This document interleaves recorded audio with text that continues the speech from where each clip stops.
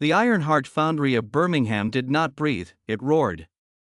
It was a sprawling, soot-blackened cathedral of industry where the sky was a permanent bruise of charcoal and ochre. Beneath the jagged skylights of the Great Northern Sector, the air tasted of sulfur and ozone, thick enough to coat the lungs in a fine layer of grit. This was the beating heart of the British Empire's etheric age, a place where Victorian steel met the eerie, pulsing glow of alien technology. Overseer Xolf moved through the upper gantries with a rhythmic, tinkling sound. As a silicate entity from the deep-pressure mines of Selam IV, Xolf was a marvel of translucent geometry. His body was a collection of floating quartz-like shards held together by a shimmering electromagnetic field. To him, the foundry was a symphony of vibrations. But today, the symphony was out of tune. Xolf's internal resonance hummed with a sharp, discordant edge. He looked down at the bio-units scurrying below on the factory floor. Humans. To the silicates, humans were an evolutionary mistake, damp, soft, and terrifyingly fragile. They required constant feeding, specific temperatures, and were held together by nothing more than porous calcium sticks and easily punctured leather. Inefficient, Xolf's translator pulsed, sending a vibration through the metal railing.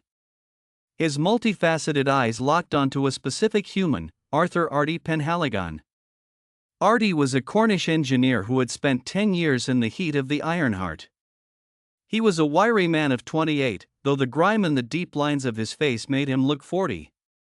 He wore a heavy leather apron stained with oil and ancient tea spills, and a brass-rimmed ocular lens was strapped over his left eye to help him see the microscopic fractures in the ether pipes. Artie was currently wrestling with a steam valve the size of a carriage wheel.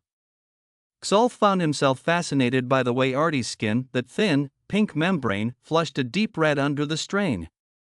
It was a sign of impending failure, Xolf thought. Surely, the human was about to break. Characters, 2,345 total characters, 2,345 Suddenly, the symphony of the foundry turned into a scream. A high-pitched whistle, shrill enough to make Xolf's crystalline shards vibrate painfully, erupted from the main etheric loom. The loom was a massive, upright engine that wove raw ether into stabilized energy cells. One of the primary coolant lines, a pipe forged from solidified mercury and steel, had developed a hairline fracture. Warning! Critical resonance detected. Xolf's internal systems shrieked.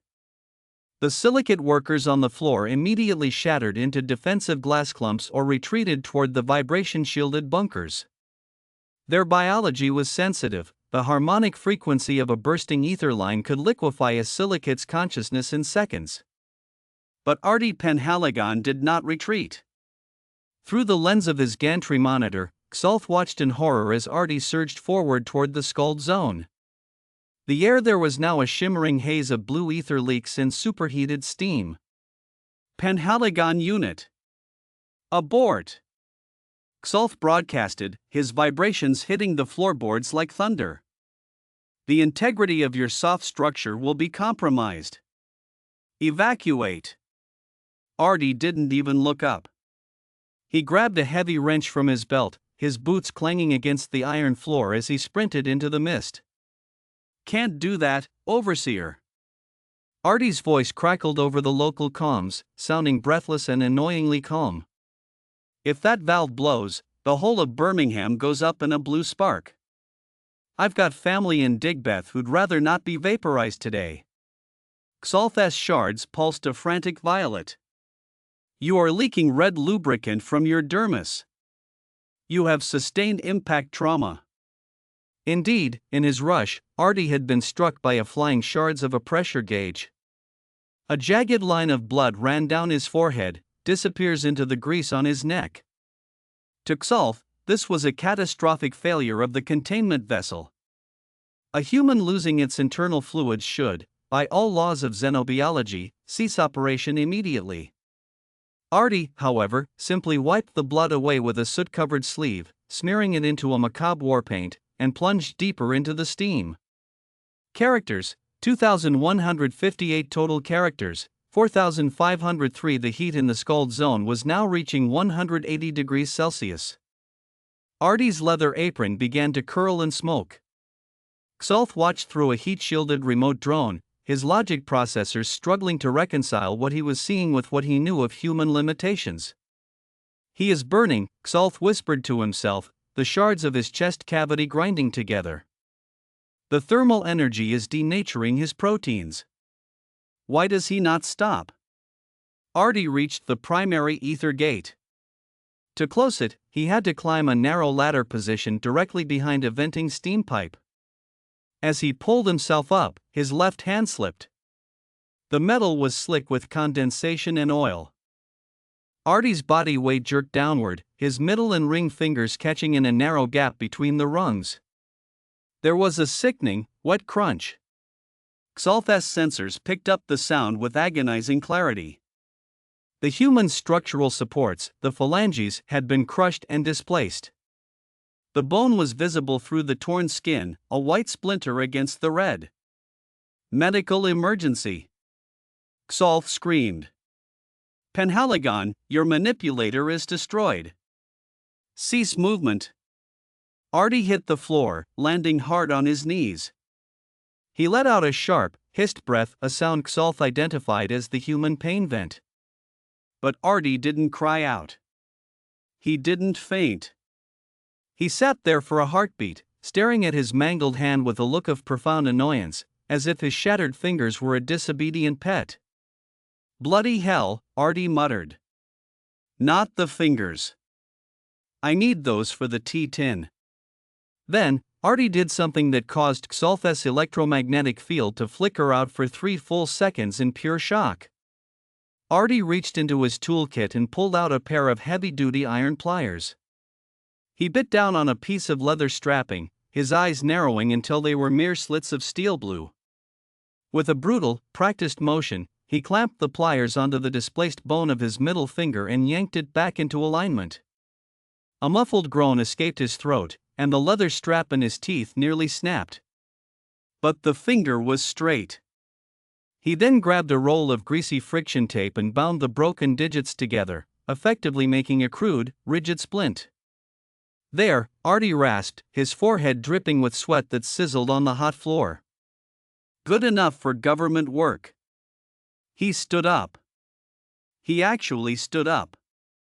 Characters: 2,412 total characters, 6,915. Xolf's processors were whirring so loudly they produced an audible whine.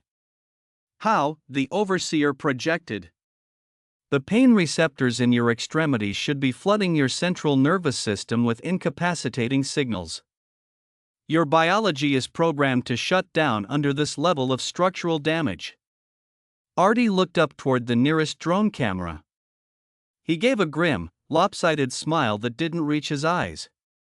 "Pain's just an opinion, overseer. And right now, I don't give a toss about its opinion. We've got a job to do." He began the final ascent.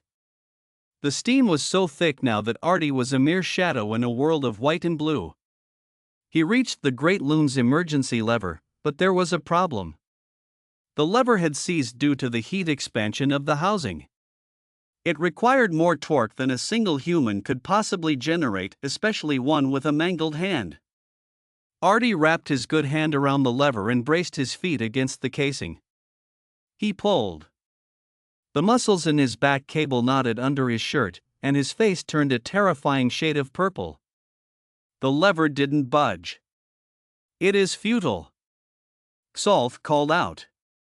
"The required force exceeds your muscular capacity by 40%. You will tear your own tendons."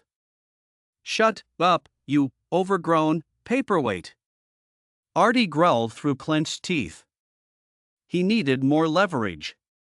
He looked at the gap between the lever and the wall. It was too narrow for his body, but if he could wedge his shoulder in just the right way, he could use his entire skeletal frame as a pry bar. But there wasn't enough room. Not unless. Artie took a deep breath. He leaned his right side against the jagged edge of the cooling fins. He didn't push. He twisted. He threw his weight with a violent, deliberate lurch. Pop. The sound was like a pistol shot echoing through the iron chamber. Artie's right shoulder slipped out of its socket, his arm lengthening and drooping at a grotesque angle.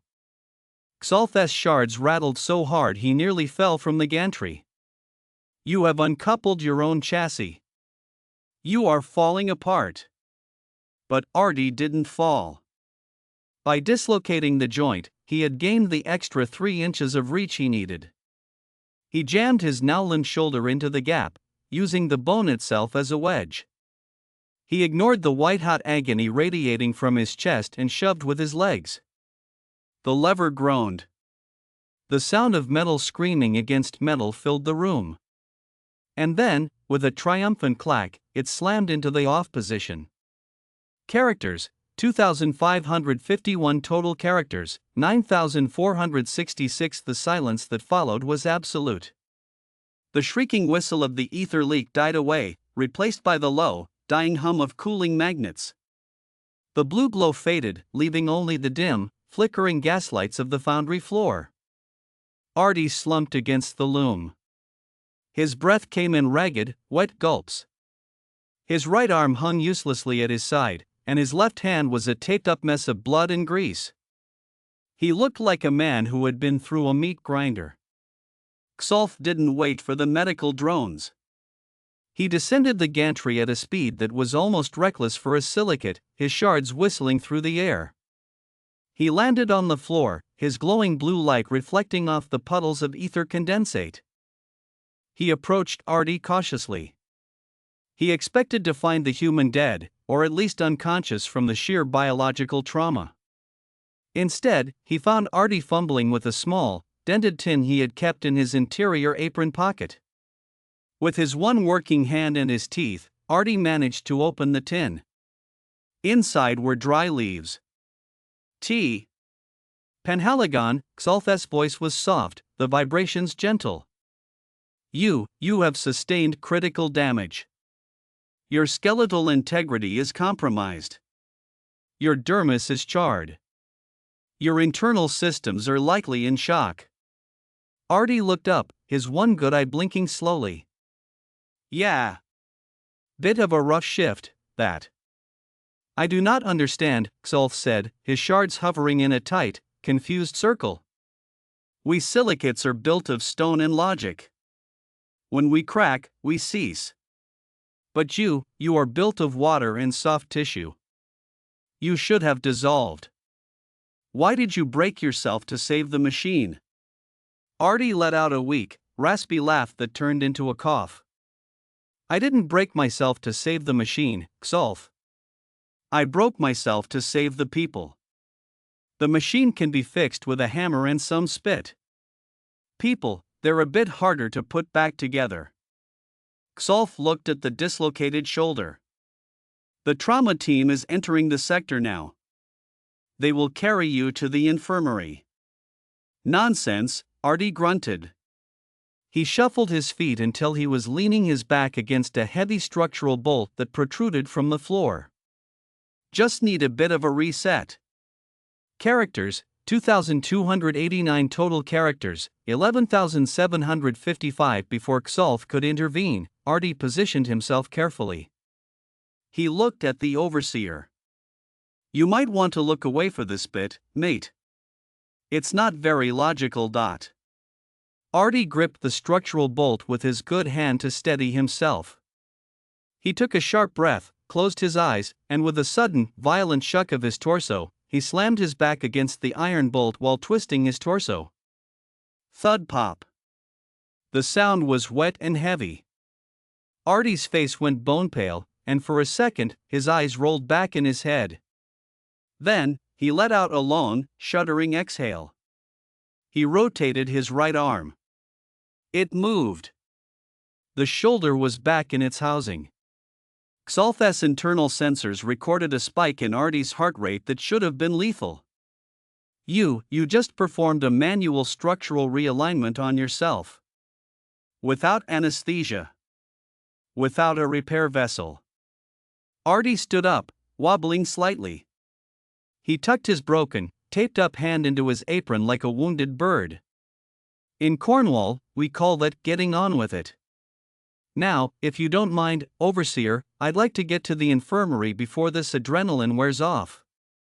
Because in about 10 minutes, I'm going to start screaming, and I'd rather be near some morphine when that happens.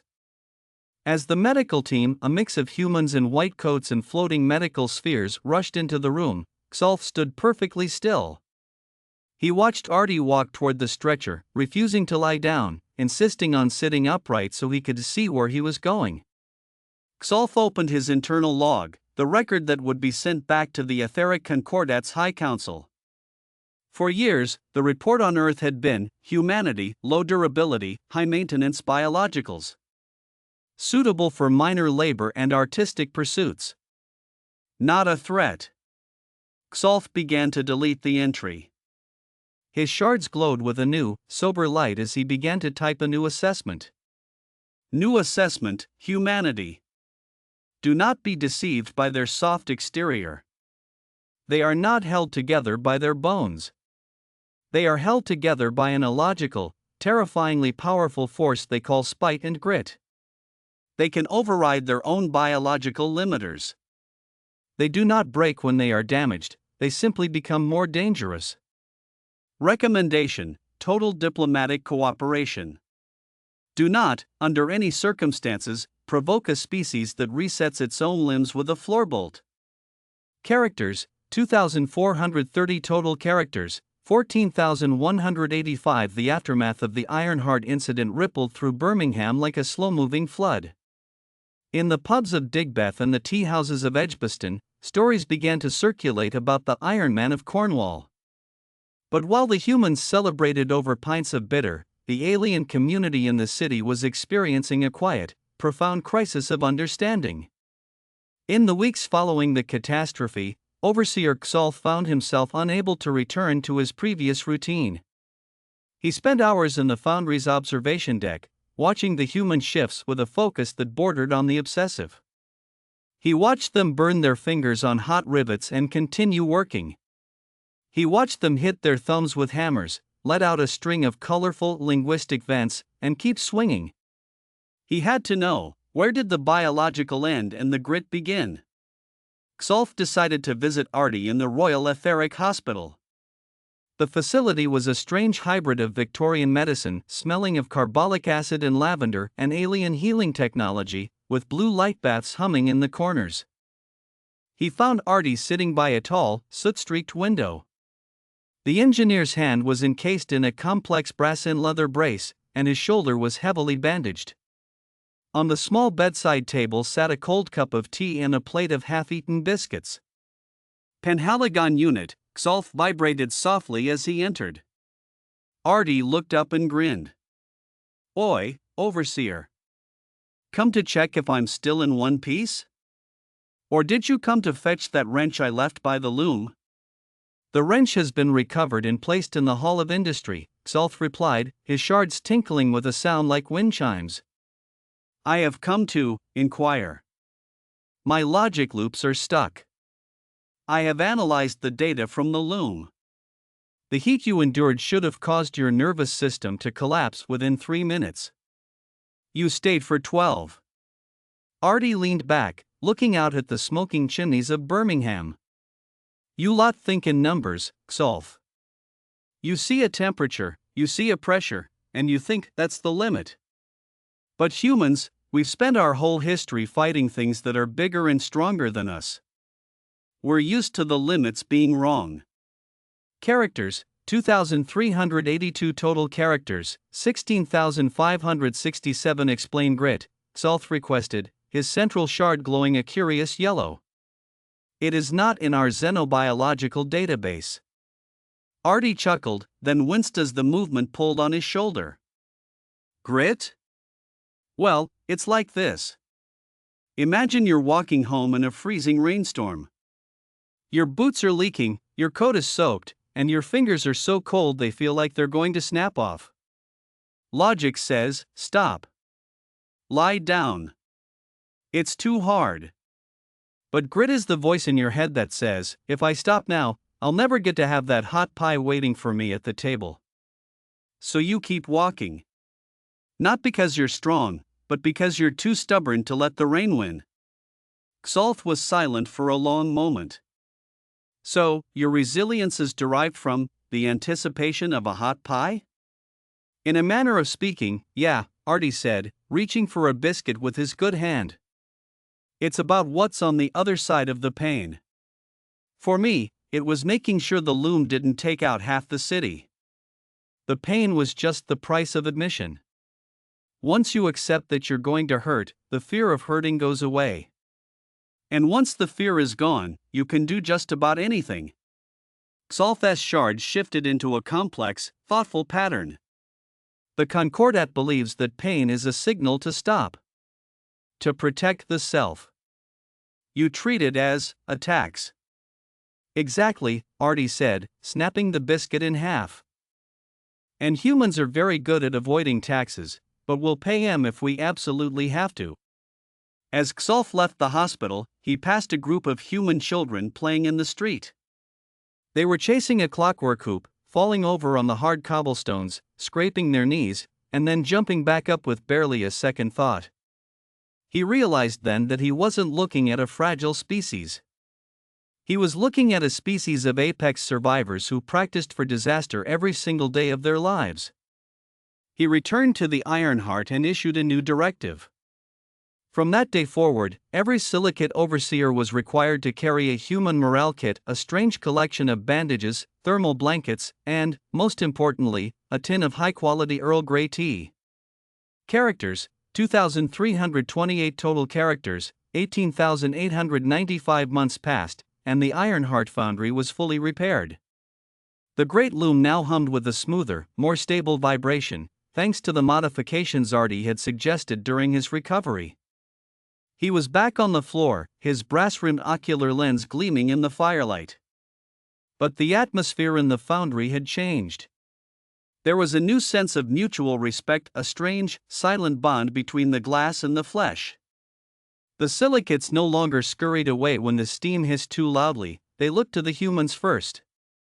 If the humans remained calm, the silicates held their ground. However, peace in a place like the Ironheart is a fragile thing. It was a Tuesday, during the dog watch shift, when the ground began to tremble. It wasn't the rhythmic thud of the hammers. It was a deep, tectonic groan that came from far below the foundry's foundations. Seismic activity? Xolth broadcasted from the command hub. The foundry is built on stable bedrock. This is impossible. That's not the earth moving, Xolth. Artie shouted, his voice echoing from the depths of the sub-basement. That's the ether well. It's refluxing. An ether well reflux was the nightmare of every engineer in the Empire. It happened when the raw ether pulled from the Earth's core became contaminated with heavy gases. Instead of a steady flow, the well would burp, sending a massive surge of unstable, pressurized energy back up the pipes. The pressure gauges throughout the foundry began to spin wildly. One by one, they shattered. Total system failure imminent, the sirens wailed. Evacuate!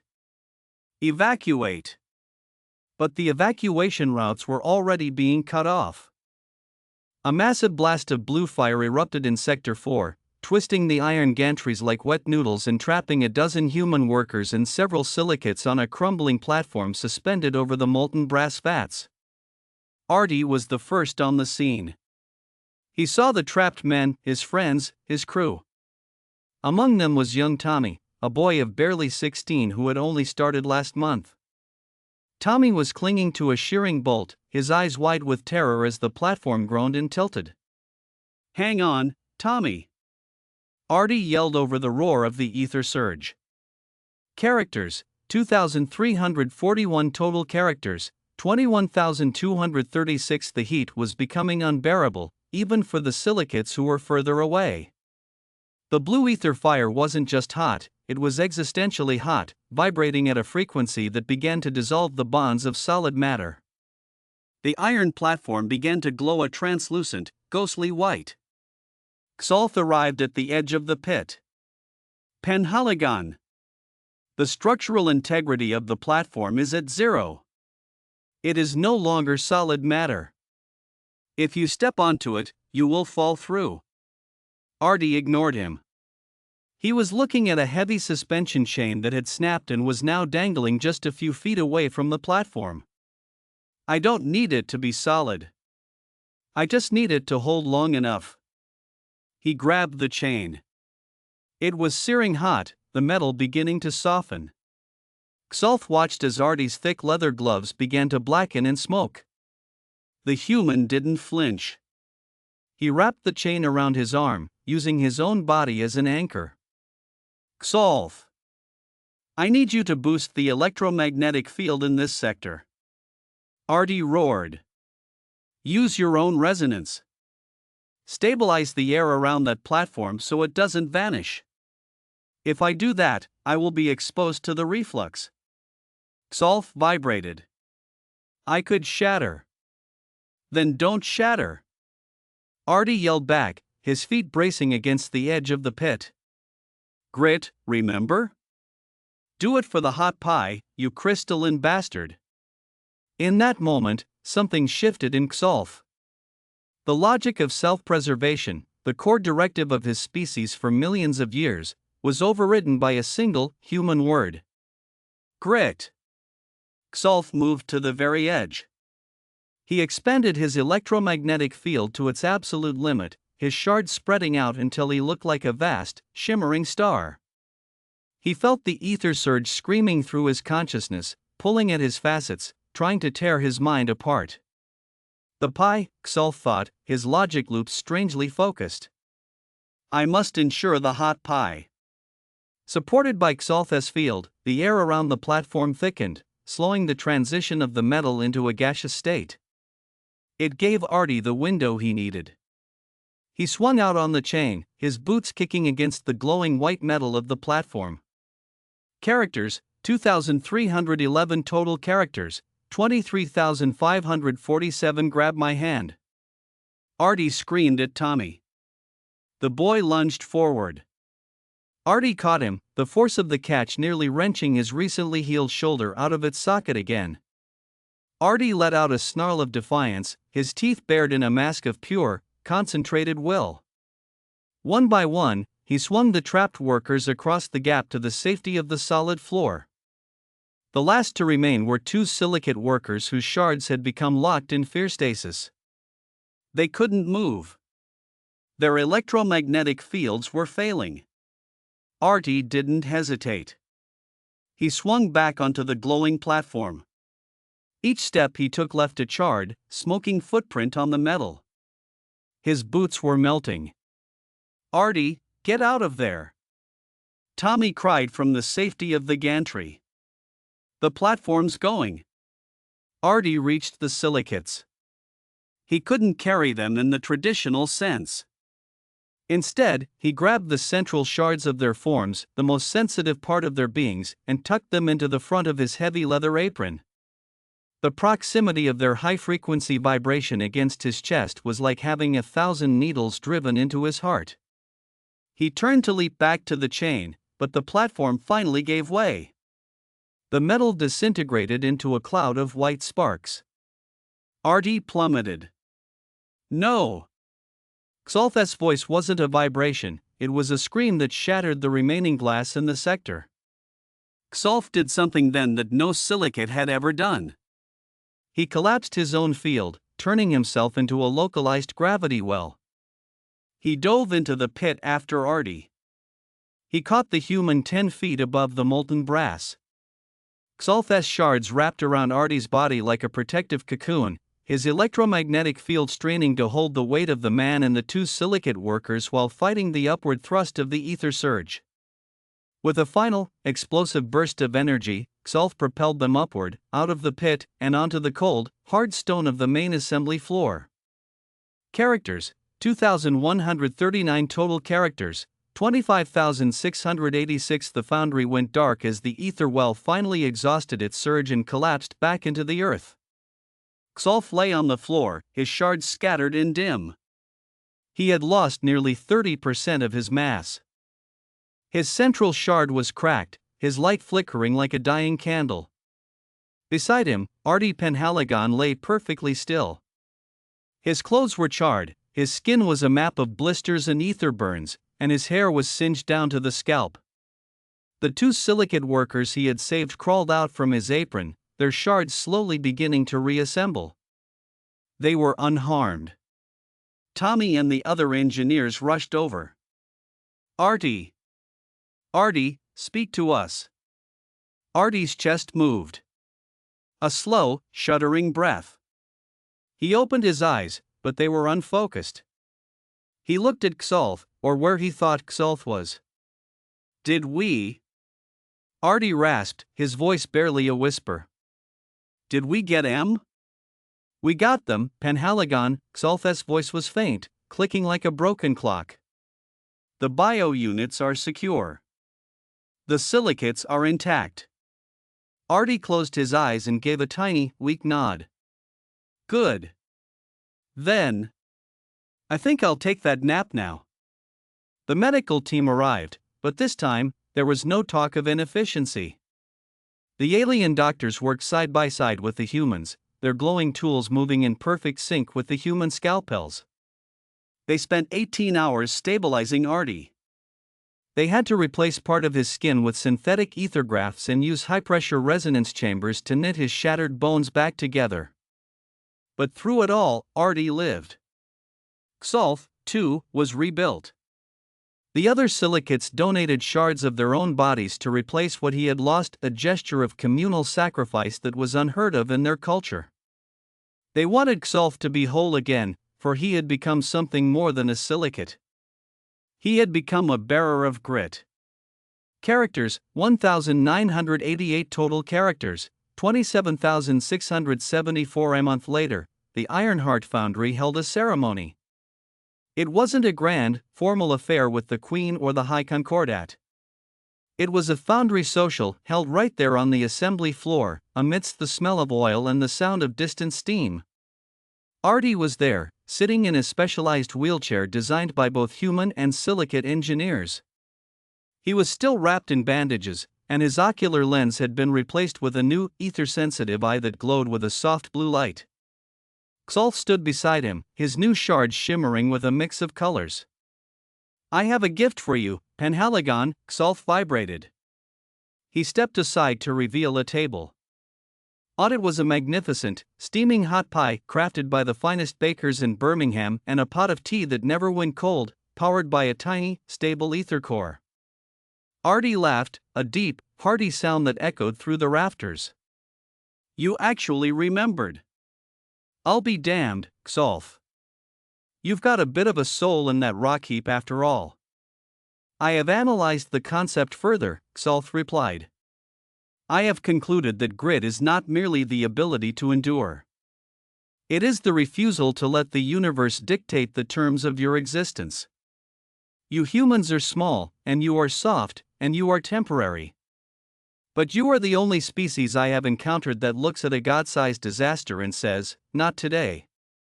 I have tea to drink. Artie took a bite of the pie and sighed in pure contentment. Well said, Overseer. Well said. The story of the Ironheart reflux became a legend, not just in Birmingham, but across the entire etheric concordat. It was the moment the balance of power in the galaxy shifted, not through weapons or wealth, but through the realization of what a single, stubborn human was capable of. The etheric records were permanently updated. The humanity file now had a new header, written in both English and silicate vibrations. Status: the Unbreakables. Note: in the event of a system-wide catastrophe, do not seek shelter. Seek a human. And make sure you have a kettle ready. Characters: 2,332 total characters, 30,006. The legacy of the Ironheart didn't stop at the foundry walls. As the years turned into a new century, the Birmingham model of cooperation began to spread across the British Isles and eventually to the stars. The secret wasn't the technology, nor the raw ether, it was the Penhaligon Protocol, the systematic integration of human resilience with alien precision. But for Artie, life returned to a version of normal that only a Deathworlder could appreciate. His body was a patchwork of scars and etheric grafts, a living map of every time he had refused to break.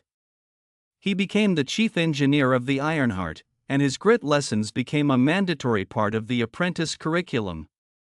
He often told the new recruits, both human and alien, about the day he dislocated his shoulder to save the loom. He didn't tell it to brag. He told it to remind them that the mind is the only part of a person that never has to break unless it chooses to. One evening, as the sun set over the smoking horizon of the West Midlands, Artie sat on the roof of the foundry with Xolf. The city below was a sea of amber gaslights and blue etheric pulses. "You know, Xolf," Artie said, blowing the steam off his mug. "I used to think you lot were just cold, calculating statues. I thought you didn't feel anything because you didn't have the nerves for it." Xolf's shards hummed a gentle, melodic tone. "And I thought you humans were just chaotic, fragile accidents. I thought your emotions were flaws in your programming that caused you to make irrational decisions." "And now?" Artie asked, raising an eyebrow. "Now," Xolf replied, his light reflecting the sunset, "I realize that your emotions are not flaws. They are your fuel. You use your fear to generate courage. You use your pain to generate endurance. It is a highly volatile, yet remarkably efficient energy conversion system." Artie grinned. Spoken like a true engineer. Characters: 2,125 total characters, 32,131. "I have one final question," Xolf vibrated, his central shard pulsing with a soft, hesitant light. "That day in the pit, when the platform was vanishing and you were burning, you said not today.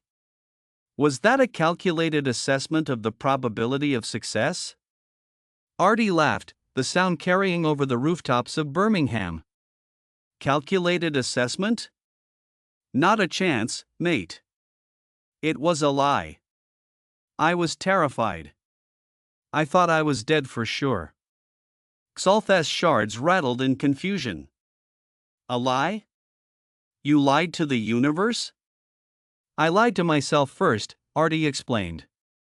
"I told myself I was stronger than I was, that the heat wasn't that bad, and that I could definitely make the jump. And the funny thing about humans is, if we lie to ourselves well enough and long enough, we actually make it true. We bluff our way into being heroes." Xolf sat in silence for a long time, the only sound the distant hiss of steam from the foundry below. Finally, he spoke, his voice filled with a profound, resonant respect. "To bluff the universe into submission," Xolf whispered.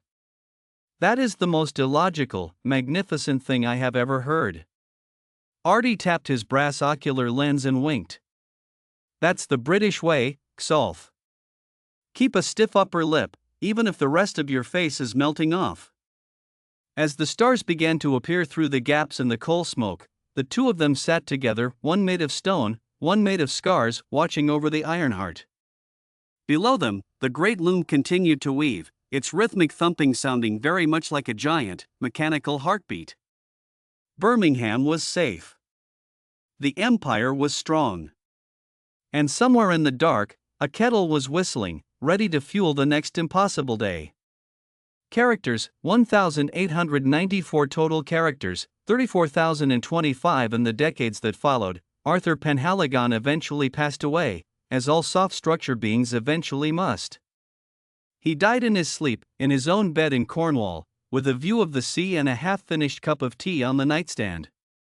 He was 89 years old, a remarkable age for a man who had been burned, crushed, and irradiated more times than he could count. Xolf was there at the funeral. He didn't bring flowers, he brought a single, perfectly cut sapphire that he had vibrated into the shape of a gear. He placed it on the casket, his shards dim and a sign of silicate mourning. But Xolf didn't feel the cold finality that he used to associate with death. He looked at the gathered crowd, the hundreds of humans and aliens whose lives had been saved or changed by Artie's grit, and he realized that Artie hadn't actually ceased to exist. That Penhaligon Protocol was now taught in every school across the Concordat. Human stubbornness was now a celebrated trait, integrated into everything from starship design to galactic law. The universe was a little bit tougher, a little bit more resilient, because Arthur Penhaligon had been too stubborn to let it stay fragile. Xolf returned to Birmingham, to the Ironheart Foundry. He took over Artie's old office, though he kept it exactly as it had been, right down to the dented tea tin and the greasy friction tape. Every morning, Xolf would look at the portrait of Artie that hung over the desk.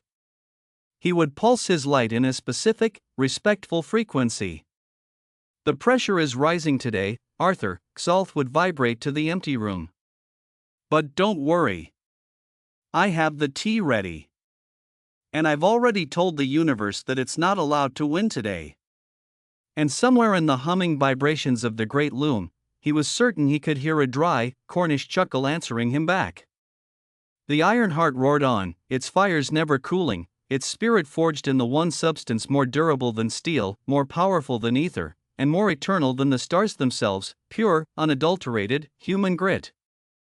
Characters: 2,245 total characters, 36,270 epilogue, the Galactic Record Cycle 450 of the Etheric Concordat. Subject: Species 57T, Terran/Human. Updated by High Overseer Xolf. Current status: Foundational pillar of galactic stability. Addendum: It has been 3 centuries since the Birmingham incident, and our understanding of the human condition continues to evolve. We have discovered that the human soft shell is merely a deceptive camouflage. Their true biology is a complex interplay of psychological defiance and chemical-fueled stubbornness. When a human says it's just a scratch, prepare for a level of physical endurance that defies all known laws of entropy. When a human says "hold my tea, evacuate the sector," they are about to perform an act of structural impossibility. We have learned to stop asking "how are they still alive?" and started asking "what are they going to do next?" The Concordat is no longer a collection of logical observers. We have become, in many ways, humanized. We have learned that the crack in the crystal is not a failure, but a place for the light to get in. We have learned that the pain of the process is the proof of the progress. As I look out from the high command at the fleet of Terran-built etherships, I am reminded of a small, greasy workshop in the heart of England. I am reminded of a man who broke himself to save a world. And I am reminded that as long as there is a human left in the galaxy, the universe will never be a quiet, logical place. It will be loud, it will be messy, and it will be glorious. End of log. Long live the Ironheart. Characters: 1,842 total characters, 38,112. Final note from the archives: the dented tea tin of Arthur Penhaligon is now housed in the Museum of Galactic Heritage on Earth. It is placed next to the first warp drive and the original Magna Carta. Visitors from 1,000 different worlds come to see it. Most aliens don't understand why a simple tin of dried leaves is so important. But the humans who visit, they just smile, tap their chests, and walk away with a slightly straighter back and a bit more steel in their eyes. Because they know. They know that inside that tin isn't just tea. It's the secret to winning against the stars. It's the reminder that no matter how hot the steam gets, or how loud the pipes scream, you just have to take a breath, set your bone, and get on with it. For Birmingham. For Earth. And for the hot pie waiting at the end of the day. Characters: 1,028 total characters, 39,140. Final scene: the camera pans across the busy Birmingham streets of the future. Humans and silicates walk together. A young human girl trips on a floating cobblestone, scrapes her knee, and looks like she's about to cry. A silicate passerby stops, his shards glowing a comforting warm yellow. He reaches into a small pouch and hands her a small, brass-wrapped sweet. She blinks, wipes her eyes, and gives him a lopsided grin before running off to join her friends. The silicate watches her go, then adjusts his own leather gear and continues on his way toward the glowing towers of the Ironheart. The roar of the foundry continues, a steady, pulsing beat that says, "We are here. We are strong. We will not break." Characters, 865 total characters, 40,005, say with circumflex Yuchuan sang TOA with tilde Han TH with grave NH.